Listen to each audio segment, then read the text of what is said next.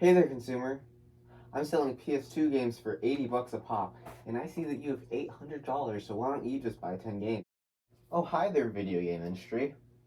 At that price, I'd not be willing to purchase any games at all because I and most other consumers only value games at a lower price point. Your pricing doesn't change how much I value your games, just how many I'm willing to buy. Lower? Okay, fine. How about 50?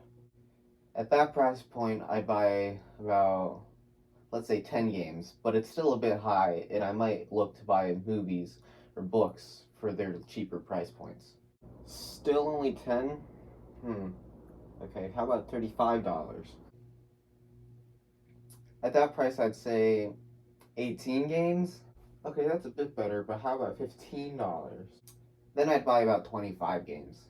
What? Only 25? That's such a smaller increase than earlier. Yeah, well, at the point of 25 games, I kind of don't care anymore. That's plenty for me. After playing them all, I'll probably be sick of video games for a while. Sir, you just received a raise. Oh, really? Now I'll be able to buy more games at essentially every price point. I'll also look away from PS2 games as they're older and start looking for new games like PS5 or Switch games. For PS5 games, you'll need a PS5. Sir, the PS5's price keeps going up because they're essentially only available in secondhand markets due to how scarce they are from first-party sellers because the materials to make them are very scarce at the moment. In that case, I'll only buy fewer games and only Switch games, ignoring the PS5 for now. I'll especially buy fewer games as I hear the price of books is going down. Oh, but sir, a recent study states that video games help increase creativity.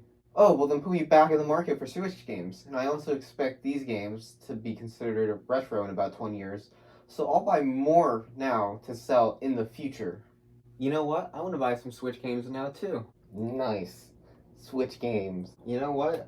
I'm liking the Switch. Nice. I've got some more money by selling Switch games to you suckers. So to explain a bit better what the skit was trying to get across, here's what the values are represented as a graph towards the start of the script. So this is the demand curve, and it essentially is how much money consumers are willing to spend at certain prices to get a certain amount of a good. And the reason that it's downward sloping is because one, up here where it's much more expensive, people could use substitution goods such as books to fill the void of the lost quantity, so they only need to buy fewer games, for example. Two, the cheaper games are, the higher the consumer's income seems, so they're willing to spend more on the goods. And three, at a certain point, more goods becomes essentially not at all valuable to a person. And that's called decreasing marginal utility, because the consumer in my skit, after about 25 games, they don't really want more. They don't get much more value. After playing that many, they'll be bored with playing games. They don't want any more. So that's why even if the value is essentially zero, they won't really buy more of the good, or video games in this example. Okay, so for demand, the price point of a good doesn't change the demand of it. I could, for example, the customer in my skit doesn't start valuing goods until some point below $80, because at $80 they don't value games at all. But at some point they start valuing games, because at $50 they start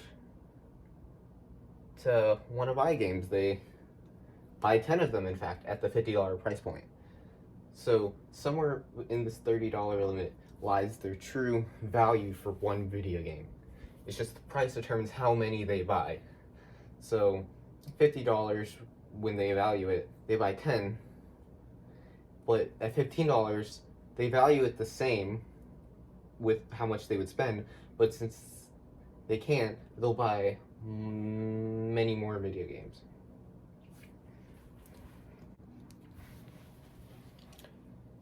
Now, at points in the skit, other forms of media, such as books and movies, are brought up, and these are related goods, and the price of those can help shift this entire demand curve, because if books and movies all go down to $1 each, fewer games are overall going to be demanded, so this curve will shift left, and fewer games will be bought at every price point. Also, at the beginning of the skit, these are more focused on PS2 games. So, once my consumer got an income increase, he also started to buy and shifted away from buying PS2 games, because in the current time that my consumer is in, PS2 games are older games. They're inferior products. So once he gets income increase, he'll buy fewer of those and shift over to newer games, like how it's talked about later, PS5 and Switch games. Later, though, also, tastes also start to, changing tastes especially, start to influence the quantity demanded of the goods. So, for example, once the study is brought up that video games can increase your creativity, my consumers started to want to buy more games. So this demand line shifts out. And then also, once the assistant to my consumer starts to buy more games, this demand line shifts out even further. And then once the point is brought up about how video games, such as the Switch video games, will be worth more in the future, the consumers have future expectations for that good, so they start to buy even more of that good, shifting this demand curve out even further.